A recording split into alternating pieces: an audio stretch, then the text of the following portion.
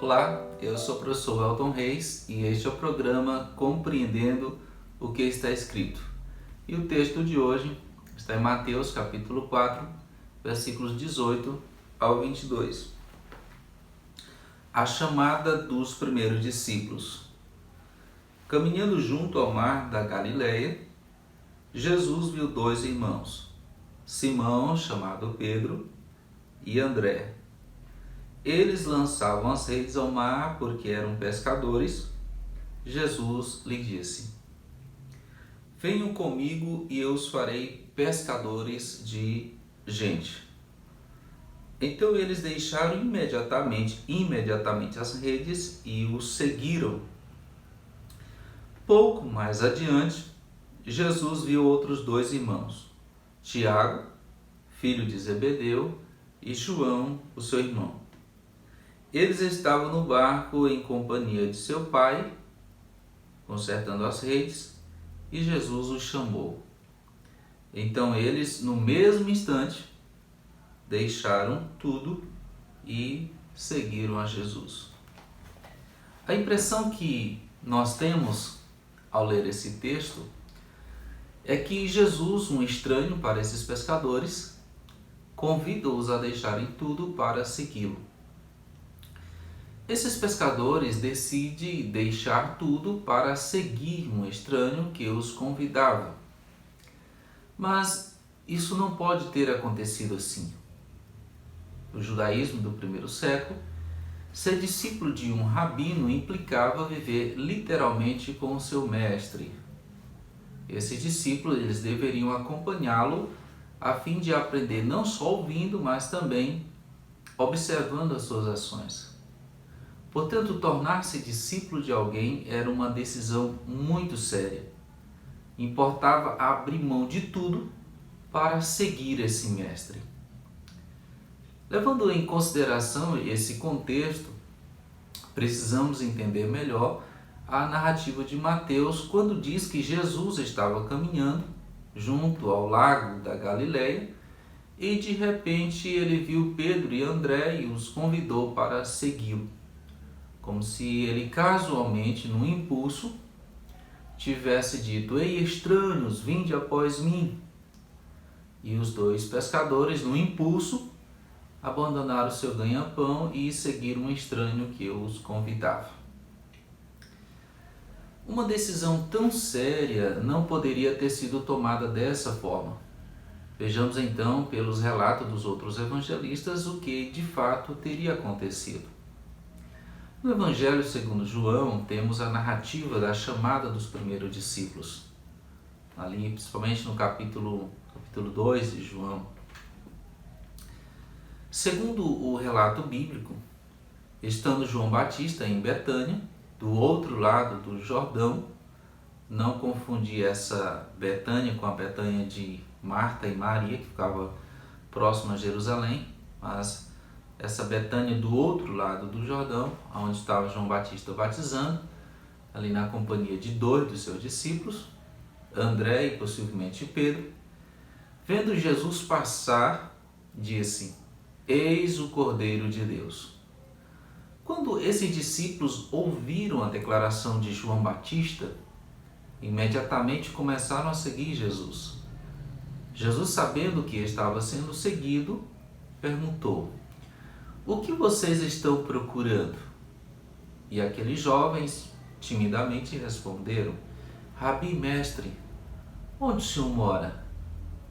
Jesus respondeu: Venham ver.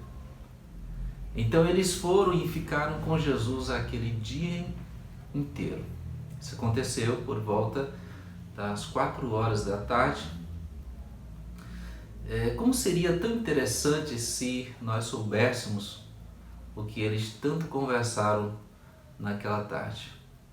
Mas com certeza foi algo que deixou eles tão impressionados que logo André foi ao encontro de seu irmão Pedro e disse: Achamos o Messias, que em grego é o Cristo ungido. O mesmo deve ter feito João, levando também seu irmão Tiago a Cristo. Que bela atitude desses dois. que não perderam tempo em levar seus irmãos a Cristo. Que exemplo eles deixam então para nós? Não devemos perder tempo em levar alguém a conhecer Jesus. Imediatamente André levou Pedro, possivelmente João levou seu irmão para conhecer Jesus. Algo interessante sobre André é que todas as vezes que ele aparece no Evangelho segundo João, ele está sempre levando alguém a Cristo. Primeiro seu irmão, depois um menino com pães e peixes e por último os gregos que queriam conhecer Jesus.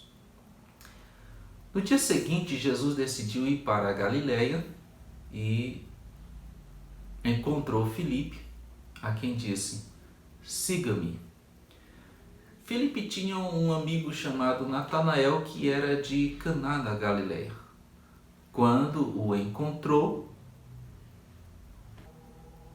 disse-lhe: achamos aquele de quem Moisés escreveu na lei e a quem se referiram os profetas, Jesus o Nazareno. Então Natanael perguntou: de Nazaré pode sair alguma coisa boa? Pode ser que Natanael considerasse Nazaré uma vila insignificante. Filipe respondeu: venha ver. Quando Jesus viu Natanael se aproximando, ele disse: eis aí um verdadeiro israelita, em que não há falsidade. Natanael perguntou: de onde o Senhor me conhece? Jesus respondeu: antes que Filipe te chamasse, eu já tinha te visto, ou visto você, debaixo da figueira. Natanael, impressionado, disse: mestre, o Senhor é o Filho de Deus, o Rei de Israel.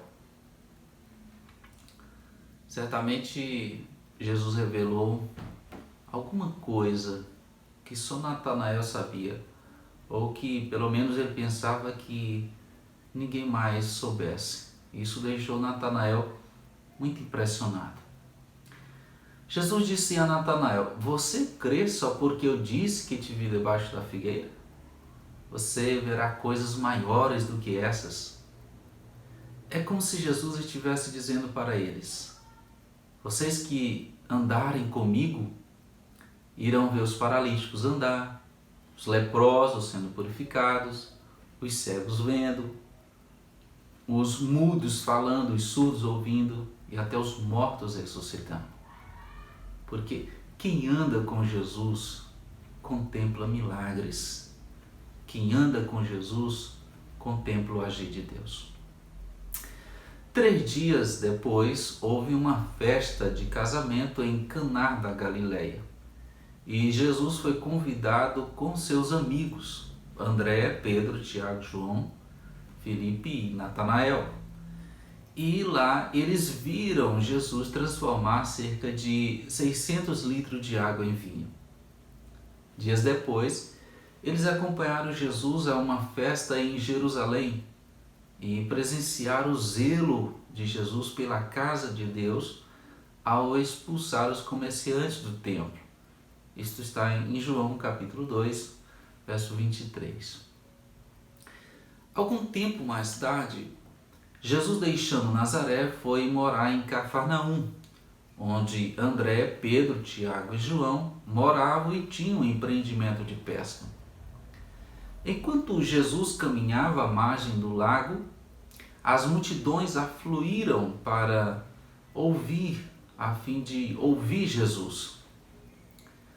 Vendo ele os barcos de seus amigos, do seu amigo Pedro e de Zebedeu, pai de Tiago e João, e os pescadores que estavam ali lavando as redes, segundo o costume de retirar o lodo, as ervas, os galhos secos que ficavam presos às redes. Então ele entra no barco de Pedro e, a partir dali, ensinava a multidão. Depois de falar ao povo, Jesus orientou Pedro a ir pescar novamente. Este, mesmo dizendo que tinha pescado a noite toda, sem nada apanhar, decide obedecer ao que Jesus mandava. Como é bom obedecer o que Jesus manda. O resultado foi uma quantidade tão grande de peixes que eles tiveram que pedir ajuda. Pedro, ao ver esse milagre, maravilhado, confessa ser um homem pecador e pede a Jesus que se afastasse dele. Mas, ao invés de Jesus se afastar, ele o convida, juntamente com seus companheiros, para o seguirem. Lucas capítulo 5, a partir do versículo 1. Veja quantas coisas aconteceram antes de Jesus chamar esses pescadores para o segui-lo. Jesus sabia quem eles eram e eles já conheciam Jesus o suficiente para deixarem tudo e o segui-lo. Ser discípulo, volto a dizer, de um rabino naquela época implicava deixar tudo, abandonar tudo e seguir esse rabino, conviver com esse rabino, aprender não só ouvindo, mas também observando as suas ações. E o que o texto de Mateus capítulo 4 nos dá a entender é que Jesus era um estranho para os discípulos e que ele convida esses estranhos que também não o conhecia, passam então a deixar tudo e a seguir a Jesus. Isso de fato não poderia ter sido dessa forma. Então, pelo relato dos outros evangelistas, nós compreendemos quantas coisas aconteceram.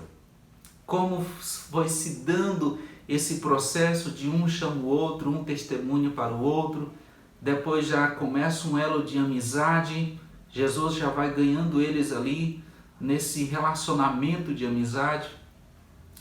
Nesse relacionamento de amizade, Jesus já os convida a acompanhá-lo à festa lá em Caná da Galileia.